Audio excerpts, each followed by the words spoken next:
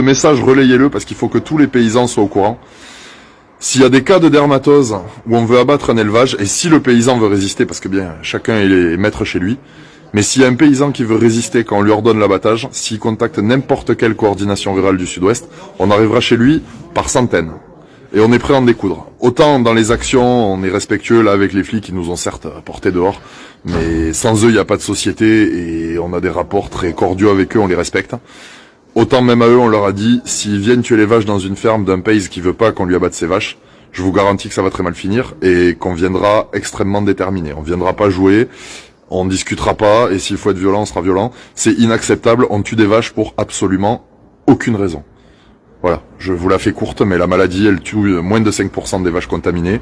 Elle n'est pas transmissible à l'homme, la viande est comestible, il n'y a aucune raison de tuer ces vaches.